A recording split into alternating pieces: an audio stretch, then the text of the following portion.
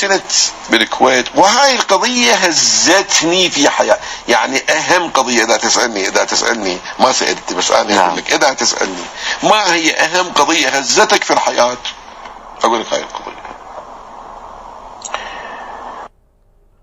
في سنة 1988 آخر الليلة خلصت المجلس، هذاك اليوم ما كان اكو طائرات مباشرة بين الكويت وإيران، واحنا كنا في أيام صدام عليه لعائن الله مجبورين بعد في إيران بلادنا رايحة. فكنت آخذ طيارة من الكويت إلى دبي، في دبي نظل ترانزيت ساعات، وبعدين اكو طيارة من دبي على طهران. آخر الليلة اكو واحد من الشباب المؤمنين اسمه خالد، هذا كان قرار الصبح يجي ياخذني لله رحم الله والديه، ياخذني من حسين السيد محمد يوديني للمطار. الطياره تطير الساعه 8 من الكويت الى دبي. هذا الشاب ودعني اخر الليل، لا على اساس الصبح يجيني، فانا كنت وحدي في شقه الحسينيه، اكو شقه خاصه للخطيب. اخر الليل طرقوا عليه الباب، فتحت الباب شفت شاب تقريبا عمره 13 سنه 14 سنه الحدود. قال سيدنا السلام عليكم. عليكم السلام. طلع 30 دينار كويتي، ذاك اليوم 30 دينار كويتي كان يعادل $100 تقريبا. قال سيدنا هاي سوي بها عمل خير. 30 دينار. 30 دينار.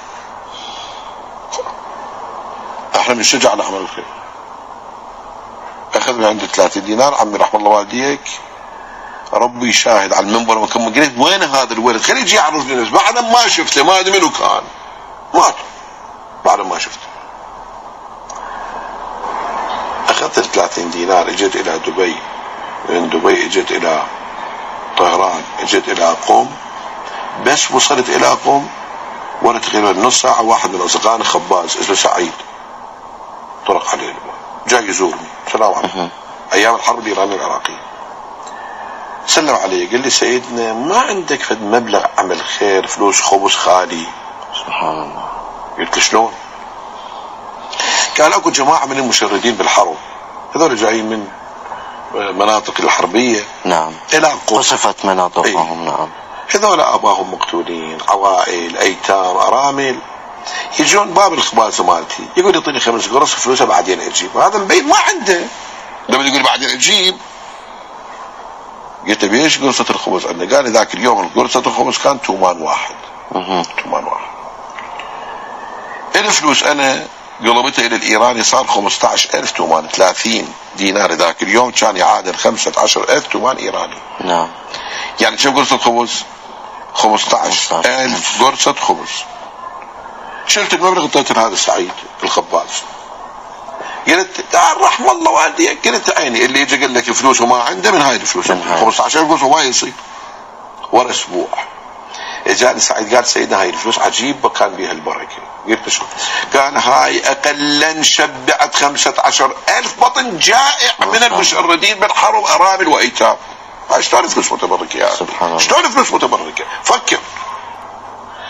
معقوله واحد ب 30 يعني ب $100 يشبع 15,000 بطن؟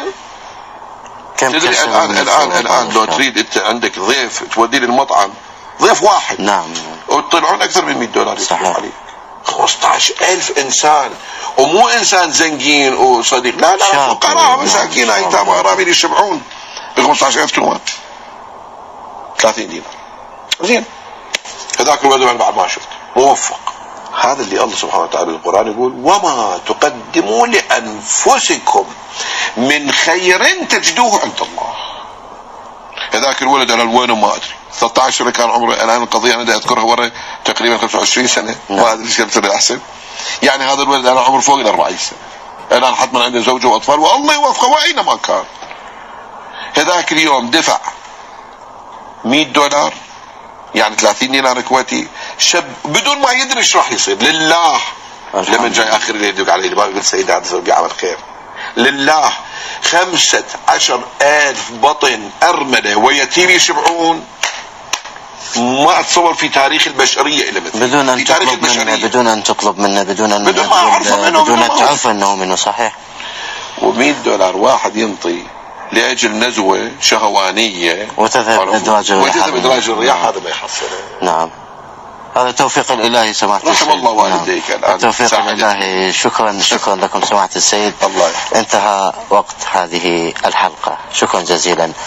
الشكر موصول لكم مشاهدينا على حسن الاستماع والمتابعة. نلتقيكم إن شاء الله في حلقات قادمة وذكريات الخطباء.